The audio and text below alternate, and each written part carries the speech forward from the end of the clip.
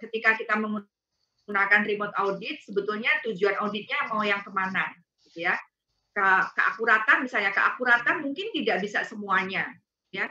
Kalau kita misalnya mau melihat kondisi lingkungan kerja, itu tidak bisa setiap sisi kita lihat, gitu, karena terbatas, gitu ya. Sehingga mungkin ada beberapa hal, sama halnya dengan on-site audit, remote audit juga memiliki keterbatasan juga, ya.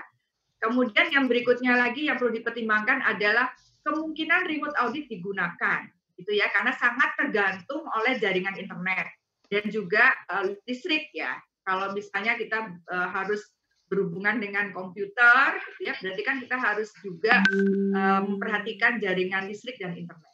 Ya.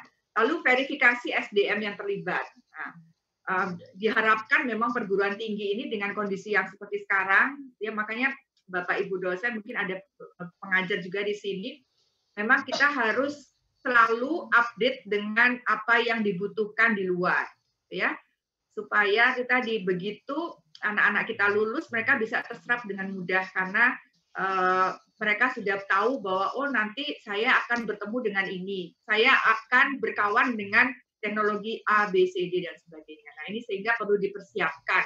Jangan sampai karena sekarang kondisinya ternyata teknologi itu amat sangat membantu dan dibutuhkan, anak-anak kita masih juga tidak memahami atau malah kemudian dia resisten terhadap teknologi. Ya.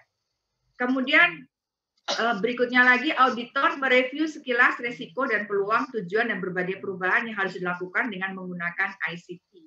Jadi sebetulnya dengan menggunakan remote audit itu efisiensi sangat besar. Sekali lagi di perguruan tinggi juga sama ya.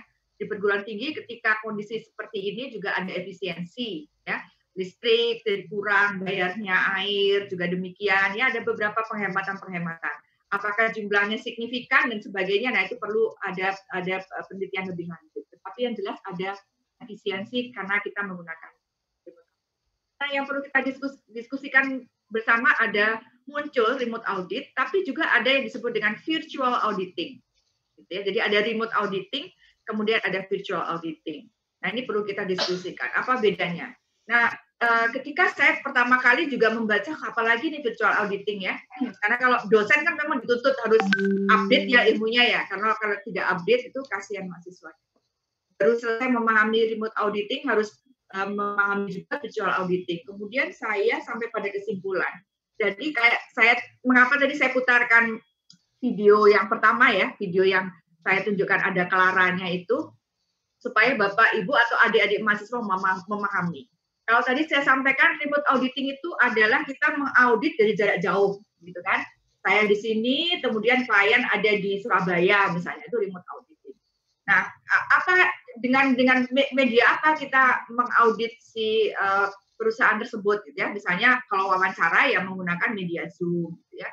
Kemudian misalnya dokumen, bagaimana saya akses menggunakan Google Drive. Nah, kemudian stok opnam apa menggunakan drone-nya, itu ya, itu atau kita melihat misalnya tadi selama ini perusahaan ketika menyusun laporan keuangan dibantu oleh siapa? Oh, dia dibantu oleh software ya, dibantu oleh tidak hanya SDM tetapi juga ada aplikasi-aplikasi.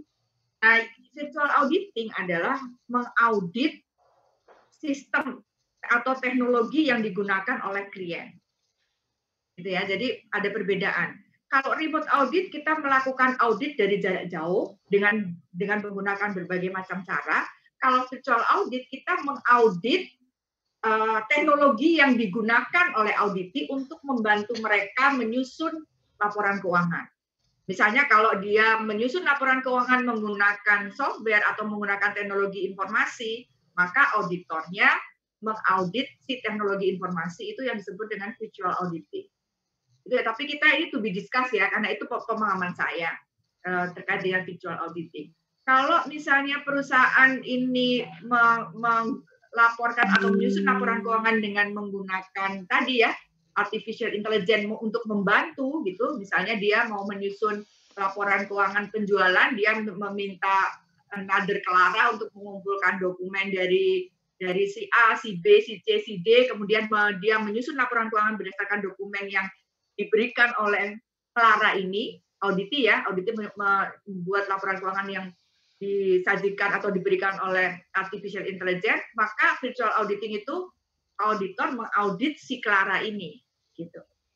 Itu to be discussed ya, to be discussed. Itu pemahaman saya terkait dengan virtual auditing dan remote audit. Kemudian to be discussed lagi, bagaimana audit itu dikaitkan dengan berbagai macam teknik auditing online. Ya. Jadi kalau misalnya seperti kita ketahui bersama konfirmasi itu kalau bicara konfirmasi berarti kita bisa kirim surat, kirim email ya, kemudian phone gitu untuk menanyakan tergantung dari jenis konfirmasinya. Tetapi apakah ada teknik online yang lain yang sudah kita ketahui bersama di samping itu untuk mendukung pelaksanaan audit remote? Ini to be discussed ya, supaya lebih hidup lagi. Itu saja dari saya. Terima kasih panitia. Saya kembalikan lagi ke moderator.